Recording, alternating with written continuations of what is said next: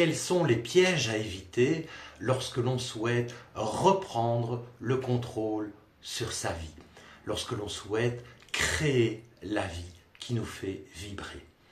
Cette vidéo va vous présenter différents pièges très fréquents qu'il faut absolument prendre en compte si l'on souhaite redevenir créateur d'une vie pleine de sens, une vie qui nous fait vibrer. Mon nom est Jean-Marc Loutsch et j'accompagne les hommes et les femmes qui veulent reprendre ainsi le contrôle de leur vie pour redevenir créateurs d'une vie qui fait sens et qui anime et qui vibre pour eux intensément. La première erreur à éviter, c'est tout simplement de faire la planche. Faire la planche, vous savez, quand on est dans la mer ou dans un bassin de natation et qu'on se couche sur le dos et qu'on se laisse porter. Une erreur très fréquente, c'est que énormément de personnes font la planche dans leur vie. C'est-à-dire qu'ils ont été posés sur l'océan de leur vie, on pourrait dire comme ça, à un moment donné. Et on les retrouve plusieurs années après exactement au même endroit. Ils se laissent littéralement balloter. Ils reçoivent évidemment les vagues dans la figure, tout simplement parce qu'ils n'ont pas le contrôle sur leur vie. Ils se laissent contrôler et ils laissent la vie leur proposer une vie qui évidemment ne ressemble pas à celle qu'ils souhaitent. Et donc, pour éviter de faire la planche, il y a quelque chose de très important à faire, c'est d'encoder dans le GPS de sa vie une destination précise. Une destination qui rejoint ce que l'on a envie de vivre, ce que l'on a envie de créer. Une fois cette destination encodée, si nous ne mettons pas en place une stratégie pour l'atteindre, il y a fort à parier que ça reste un rêve et un souhait pieux. La deuxième erreur que l'on rencontre très souvent lorsqu'il s'agit de reprendre le contrôle de sa vie, on attend souvent que l'extérieur change.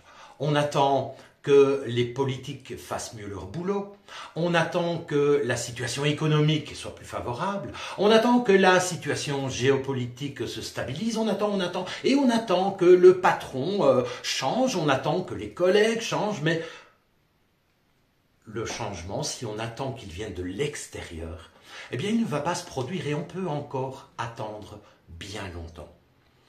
Donc le troisième point, justement, il fait écho au deuxième.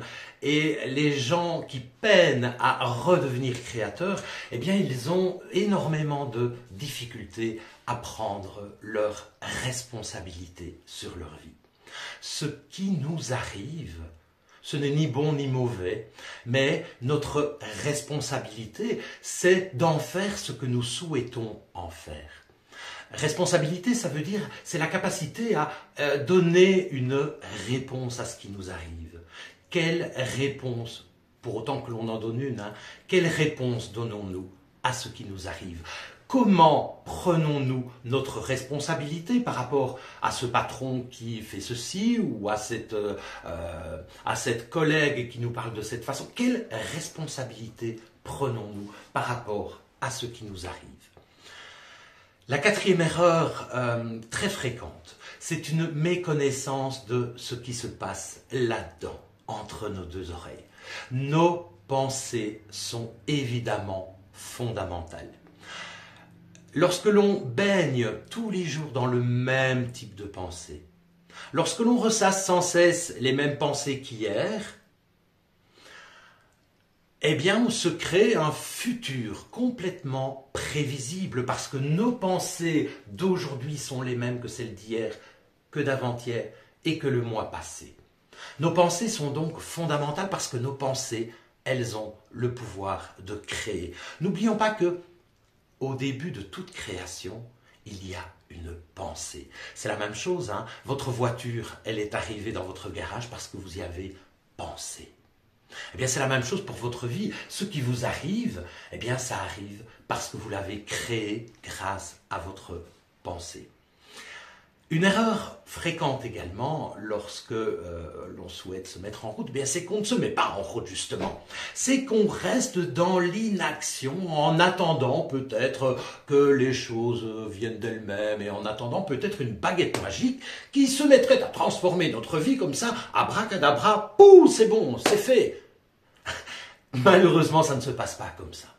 Et tant que nous ne posons pas des actions significatives en direction de ce que l'on souhaite, eh bien, il ne va rien se passer. Ou plutôt, il va se passer ce que la vie va décider pour nous. Et elle va nous resservir les mêmes recettes qu'elle nous a toujours servies, évidemment. Et comme par hasard, ces recettes ne nous conviennent pas. Un piège fréquent également, c'est nos peurs. Parce que nous nous laissons embrigader par nos peurs.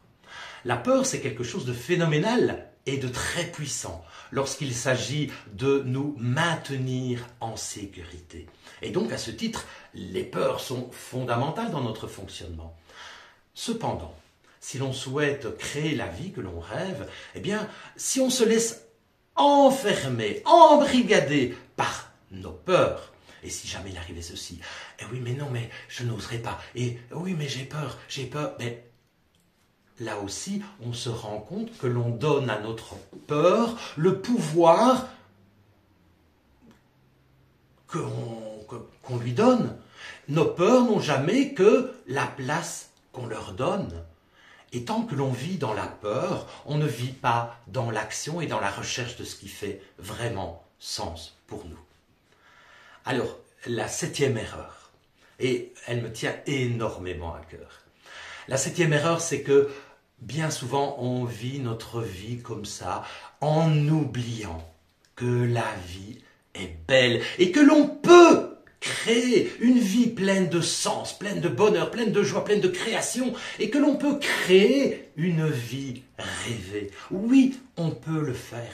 Mais comme on a la pensée qu'il faut subir la vie, que la vie c'est difficile, que la vie ceci, que la vie ça, on oublie que la vie est et doit rester, comme disait Alain Quérol, un art ludique.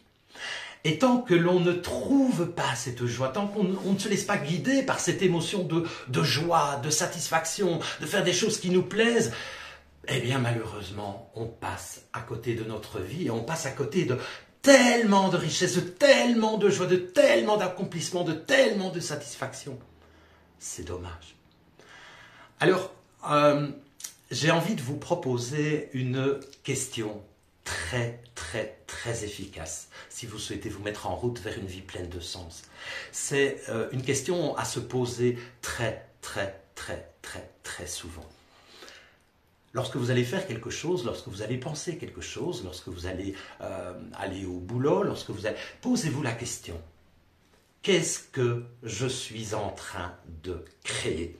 Est-ce que je crée la vie que je veux créer? Est-ce que je crée du sens? Est-ce que je crée de la joie? Est-ce que je crée quelque chose qui me fait vibrer? Ou est-ce qu'au contraire, je crée de la routine? Ou est-ce que je crée du stress? Est-ce que je crée une vie qui ne me convient pas? Qu'est-ce que je suis en train de créer? C'est vraiment une question qui peut vous réorienter plusieurs fois sur votre journée vers ce que vous voulez, vers la vie pleine de sens que vous souhaitez. Voilà, donc je viens de vous présenter différents pièges à éviter si vous souhaitez créer une vie pleine de sens, une vie qui vous fait vibrer, et si vous voulez vous aussi être les créateurs de votre vie. Vous pouvez évidemment partager cette vidéo, la commenter. Et puis, si ma façon de voir les choses et d'envisager la création d'une vie pleine de sens, eh bien, si ça vous appelle, si ça vous parle, eh bien, je vous invite à me contacter et ensemble, nous pourrons déterminer d'un chemin à parcourir ensemble pour que vous aussi, vous puissiez atteindre cette fameuse vie de rêve qui n'est pas si loin que ça. À bientôt pour une autre vidéo.